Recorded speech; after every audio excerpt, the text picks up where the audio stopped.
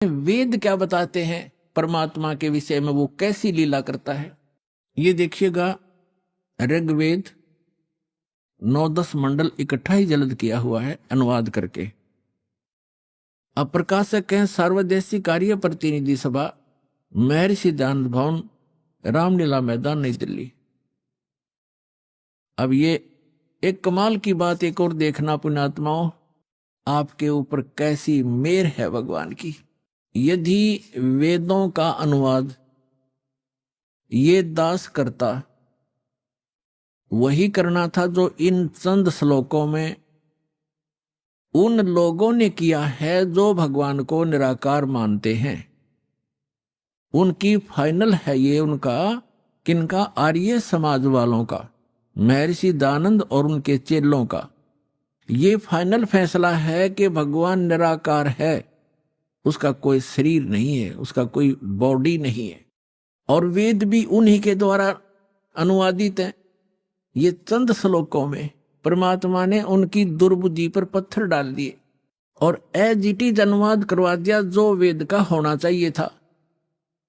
थोड़ा बहुत उन्होंने गड़बड़ी की है, वो आप बुद्धिमान समाज आसानी से समझ सकता है। परमात्मा के द्वारा दिए गए तत्व ज्ञान से उसको आसानी से समझ सकते।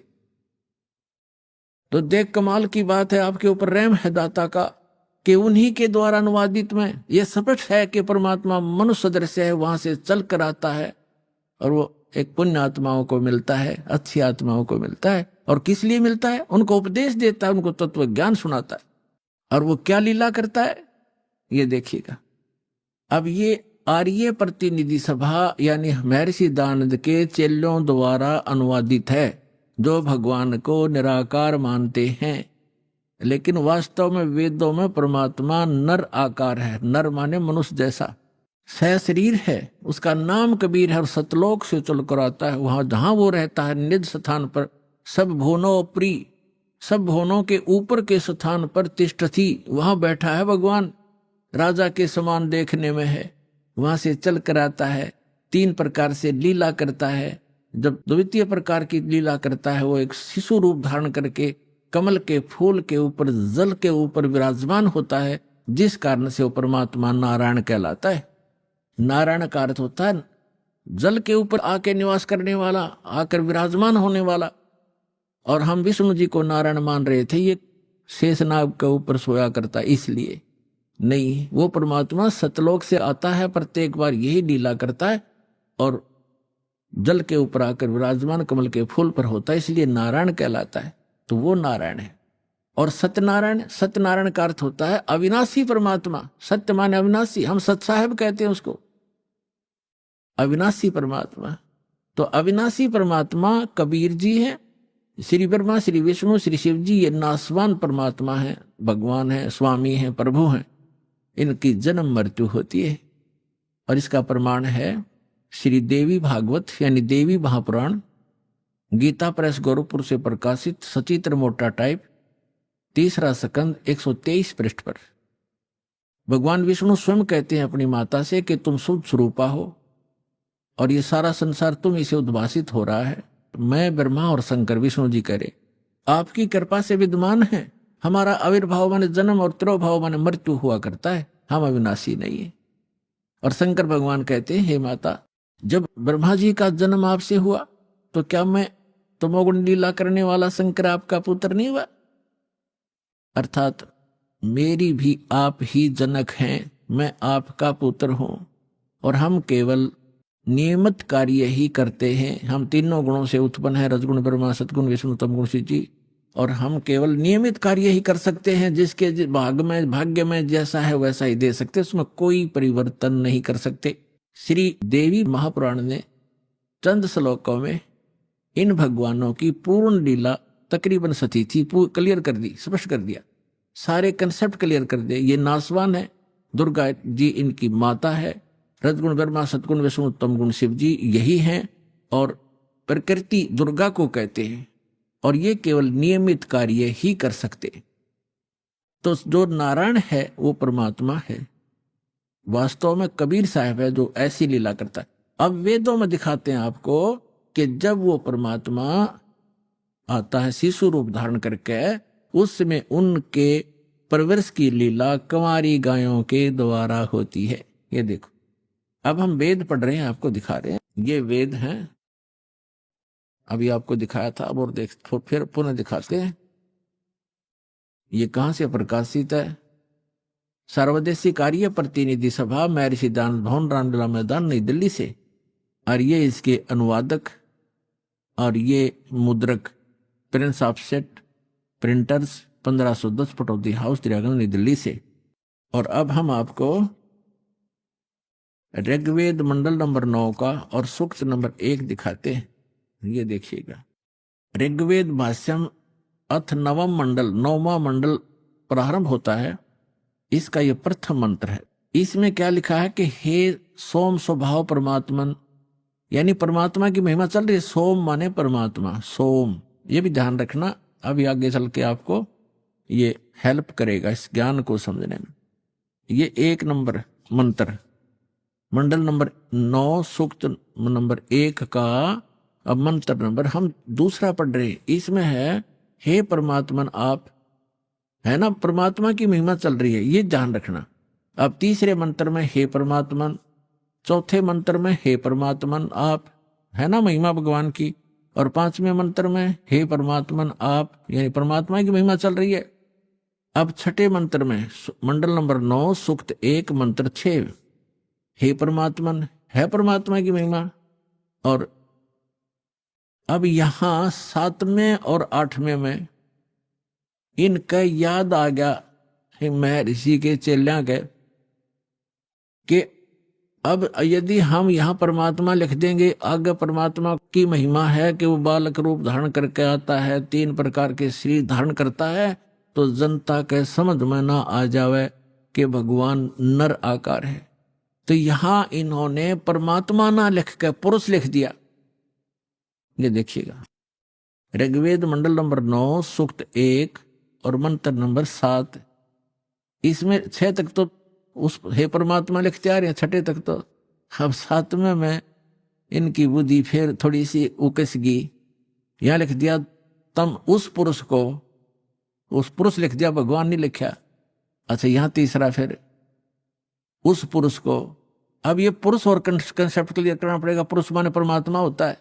अब देखो, महर्षि दानंद के द्वारा ज्ञान दिया गया है कि परमात्मा निराकार है, और जिसको माना है आर्य समाज के व्यक्तियों ने, और पूरा विश्व ही माने बैठा है कि भगवान निराकार है। अब महर्षि दानंद को हम छोड़ देंगे, क्योंकि हमने वेदों से प्रमाणित करना है कि वेद क्या कहते हैं। अब यजुर्वेद उन्हीं के द्वारा अनुवाद है, महर्षि दानंद के द्वारा। यजुर्वेद अध्याय नंबर 40 के मंत्र नंबर 15 और 17 में ये कंसेप्ट कति क्लियर हो जाएगा। जैसे वेद ज्ञान उस पूर्ण परमात्मा ने दिया, इसके अंतःकरण में फीड कर दिया, उस मालिक ने जो इसमें लिखना था वो लिख दिया ताकि हम आसानी से समझ सके। तो यहां जिसने आगे वेदों को फिर बताया है, दिया है, समझाया है, उसमें लिखा है कि वेद ज्ञान दाता ये कहता है। अब वेद ज्ञान दाता, अब ये यहां काल माना जाएगा ब्रह्म, क्योंकि इसने आगे प्रदान किए हैं और इसको भगवान उस परम पिता ने दिए हैं, इसलिए ये गॉड गिवन है। और आगे जो इसने दिया है वो इस ब्रह्म के द्वारा दिए गए, इसलिए ये ब्रह्म गिवन भी कहे जाते हैं, गीता और ये दोनों वेद। तो यहाँ 40वें अध्याय के 15वें श्लोक में ये खुद कहता है कि मेरा ते कोम नाम है, और 17वें में भी यही स्पष्ट करता है कि मेरा ते कोम नाम है। और वो परमात्मा गुप्त है, वो पुरुष माने परमात्मा पूर्ण ब्रह्म ऊपर रहता है, वो गुप्त है। ये देखना, यजुर्वेद उठा लिया, ऋग्वेद रख दिया, और महर्षि दानंद सरस्वती ये वही है। सार्वदेशी कार्य प्रतिनिधि सभा, महर्षि 2/5 महर्षि दानंद भवन, रामलीला मैदान, नई दिल्ली से। यजुर्वेद आर्य भाष्य, महर्षि दानंद सरस्वती, मुद्रक है Prince Offset Printers 1510 Pataudi house, Triyaganj, New Delhi से। ये यहां से छपा है। यजुर्वेद का ये अंतिम अध्याय है 40वां। इसमें टोटल 40 अध्याय है, 40 ओनली। और इसमें 40वें अध्याय में 17 मंत्र हैं, और इसमें पूरे यजुर्वेद का लगभग निष्कर्ष है। अब देखो, ये यजुर्वेद अध्याय नंबर 44 40वां अध्याय है। 40वें अध्याय का ये 15वें मंत्र में वेद ज्ञान दाता कहता है कि वायु अनिलम अमृतम अथिदम भस्मांतम शरीरम ओम करतो समर किलबे समर करतुम समर। ओम नाम का जाप काम करते करते सिमरण करो। कलबे माने कलबलाहट के साथ, कसक के साथ एक स्मरण करो। और कर्तुम माने अपना मूल कर्तव्य जानकर मनुष्य जीवन का ओम नाम का सिमरण करो। ये तो ब्रह्म तक की साधना है। और वायु अनिलम अमृतम अथिदम भस्मांतम शरीरम। वायु यानी जब आपके प्राण समाप्त होंगे उस समय इस ओम नाम के जाप से जितना अमृतो यानी आपको जितनी गति होनी है वो मिलेगी। अब इसका प्रमाण आपने श्रीमद् भगवत गीता अध्याय नंबर 8 के श्लोक नंबर 13 में मिलेगा कि गीता ज्ञान दाता भी ये ब्रह्म ही है। श्री कृष्ण जी में प्रवेश करके बोल रहा है। ये कह रहा है कि ओम इति एकाक्षरम ब्रह्म व्यवहारण माम अनुसमरण यह प्रयाति तजन देहम स याति परमाम गतिम। माम ब्रह्म, मुझ ब्रह्म का। अब यहां ये भी कंसेप्ट क्लियर करना पड़ेगा। पुण्यात्माओं, आज तक ये लोक वेद दंत कथा सुनते सुनते हम बहरे हो गए और हम ढीठ हो गए। उस ज्ञान को कति कंप्लीट मान बैठे। जो हमने सुना वो फाइनल है। सभी भ्रमित है, कोई स्थिर नहीं है। किसी को भी कोई कुछ कह देता वो भी हाँ ठीक ऐसा भी है, ऐसा भी है, क्योंकि हम स्वयं अपने सदग्रंथों से परिचित नहीं। और दास का उद्देश्य है कि आपको अपने ही सदग्रंथों से परिचित करा के इनका मास्टर बना दूं ताकि आप भ्रमित ना हो। जैसे श्रीमद् भगवत गीता अध्याय नंबर 2 के श्लोक नंबर 53 में कहा कि अर्जुन, जब भिन्न भिन्न प्रकार के भ्रमित करने वाले वचनों से ज्ञान से आपकी बुद्धि हटकर एक परमात्म ज्ञान पर स्थिर हो जाएगी, उस परमात्मा के ज्ञान पर स्थिर हो जाएगी, तब तू योग को प्राप्त होगा। तब तो तू भगत बनेगा, यानी भक्ति योग्य होगा। तो जब तक आप भ्रमित हैं, कोई कुछ कह देता वो भी ठीक, वो कहता वो भी ठीक, तो तब तक आप भक्त नहीं बन सकते, आप सफल नहीं हो सकते। तो दास चाहता कि आपकी ये सारी भ्रमणा और अज्ञान मिटा कर एक परमात्म उस तत्व ज्ञान पर स्थिर कर दूं, जिसके लिए आपको परमात्मा ने शिक्षित बनाया, आपके ऊपर रहम किया। और दूसरा रहम ये किया कि ये इंस्ट्रूमेंट, ये उपकरण बनवा दिए इलेक्ट्रॉनिक, ये प्रोजेक्टर, सीडी, टेलीविजन मीडिया, जो इलेक्ट्रॉनिक मीडिया, ये आपके लिए तैयार करवाया परमात्मा ने कि आज घर बैठे आप सत्संग समझ सकते हो, वेदों को जान सकते हो और सभी सदग्रंथों को आप समझ सकते हो। और जब तक आप स्वयं अपनी आंखों से सदग्रंथों को नहीं देखोगे, नहीं जानोगे, तो ये काल के जितने भी भ्रमित करने वाले संत भेजे गए हैं, ये आपको ऐसे ही मिसगाइड करके उद्देश्य से वंचित कर देंगे। तो अब दास चाहता कि इनकी दाल नहीं गलेगी।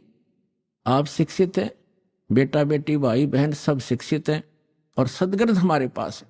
तो अब एक ये समझो कि आपका जीवन का उद्देश्य क्या है, ये समझ में आओगा सत्संग से।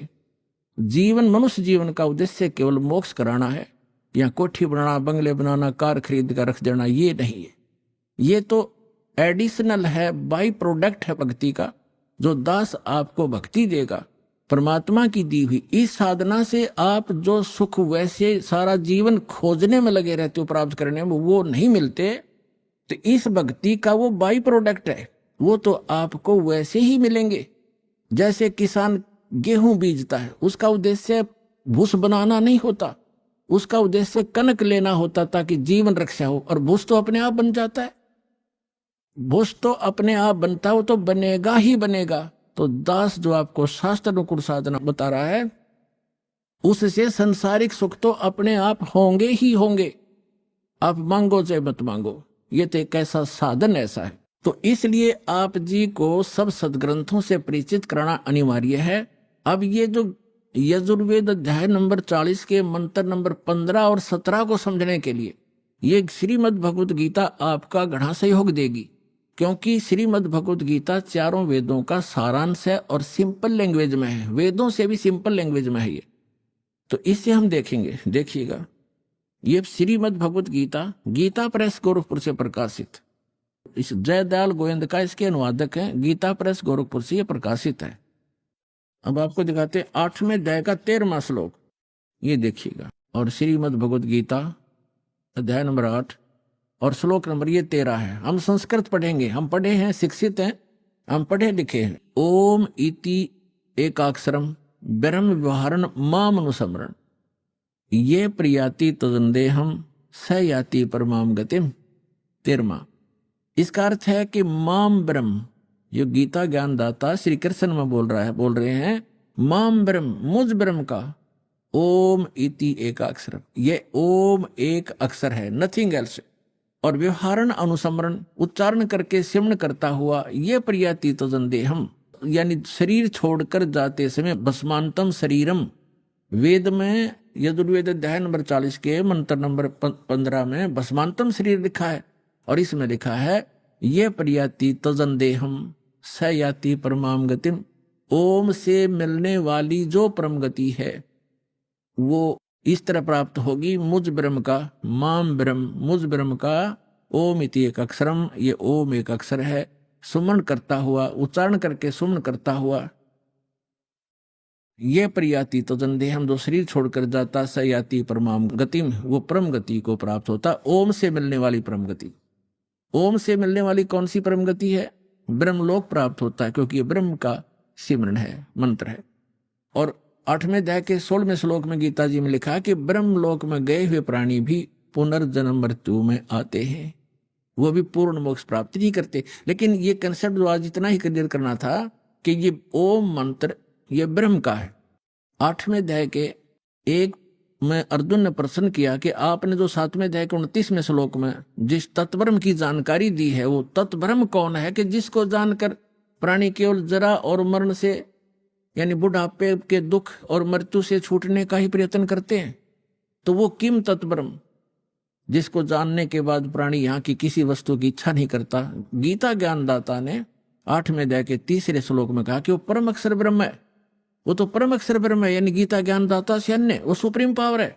श्रीमद् भगवत गीता अध्याय नंबर 15 के श्लोक 1 से लेकर 4 में, 16 और 17 में स्पष्ट किया हुआ है। इन पूरे ब्रह्मांड की एक स्थिति बताई है कि उल्टा लटका हुआ संसार रूपी वृक्ष है, ऊपर को जो जड़ है वो तो पूर्ण परमात्मा है, सबका धारण पोषण करने वाला, वो परम अक्षर ब्रह्म है। और वो जड़ तो प्रोक्ष है, गुप्त है, हिडन है, छुपी हुई है, और बाहर जो दिखाई देता वो वृक्ष कहलाता है। तो परमात्मा ने खुद आकर अपनी वाणी में बोला है, अक्षर पुरुष एक पेड़ है, और सरपुरुष यानी ज्योति निरंजन वाकी डार, और तीनों देवा शाखा हैं, ये पात रूप संसार। और पेड़ जो जड़ है वो गुप्त है, तो जो जमीन से बाहर दिखाई देता तना उसको अक्षर पुरुष समझो, आगे उसके मोटी डार निकलती है उसको सरपुरुष समझो, उसके 3 शाखाएं हैं, रजगुण ब्रह्मा सतगुण विष्णु तमगुण शिव जी रूपी ये शाखाएं समझो, और पात रूप हम सब संसार समझो। तो वृक्ष का पालन कहां से होता है? मूल से, जड़ से।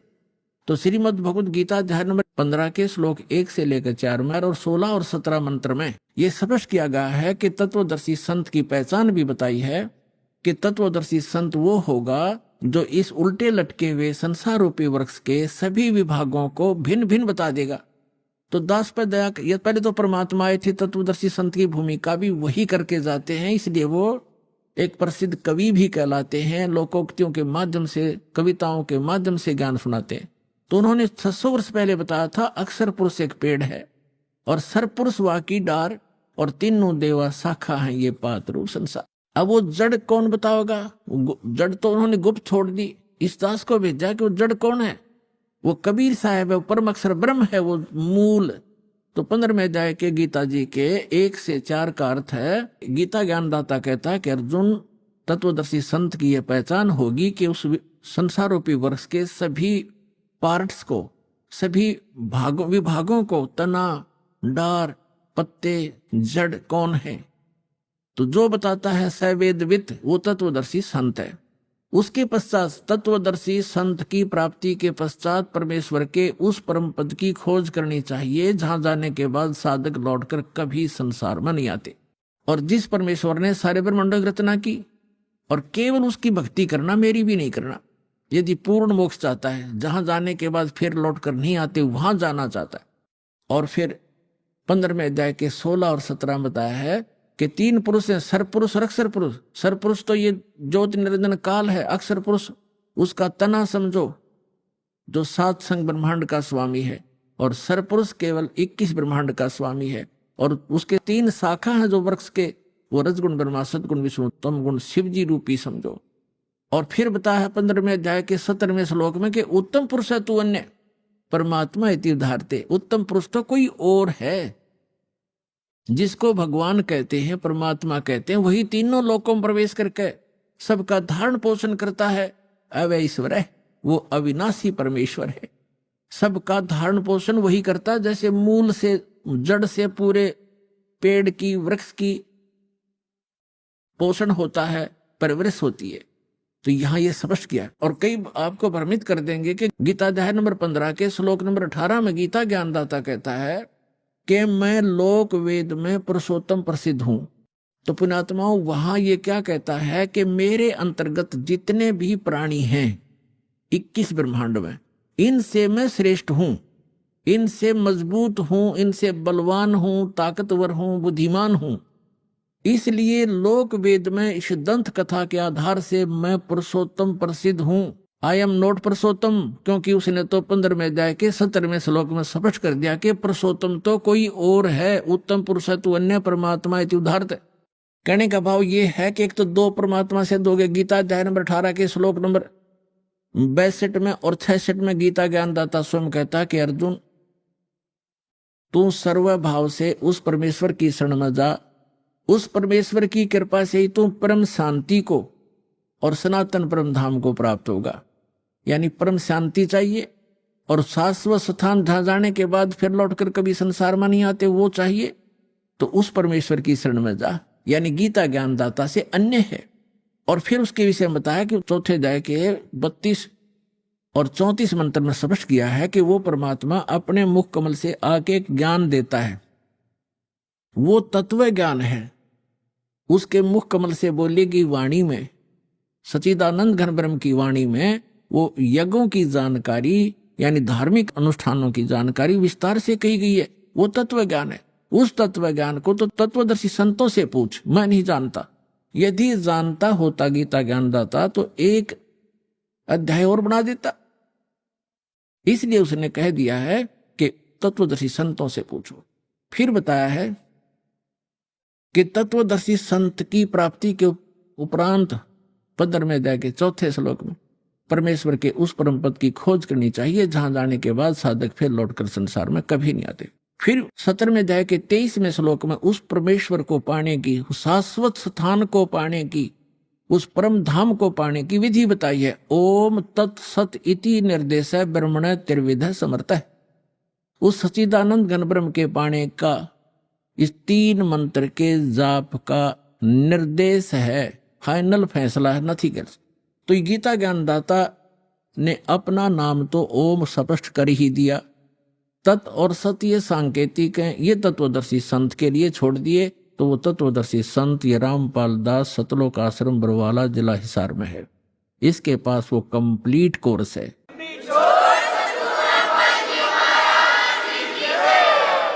तत् और सत ये सांकेतिक है। तत् ये अक्षर पुरुष का मंत्र है, ये अन्य मंत्र है, तत् नहीं है, अन्य मंत्र है। और सत ये परम अक्षर ब्रह्म का मंत्र है, जाप है, वो अन्य मंत्र है। उसको सार शब्द भी कहते हैं, सार नाम भी कहते, आदि नाम भी कहते। तो ये कंप्लीट कोर्स है उस परमेश्वर के पाने का। और वो कंप्लीट कोर्स उस तत्व ज्ञान के अंदर है जो परमात्मा ने स्वयं आकर बोला है।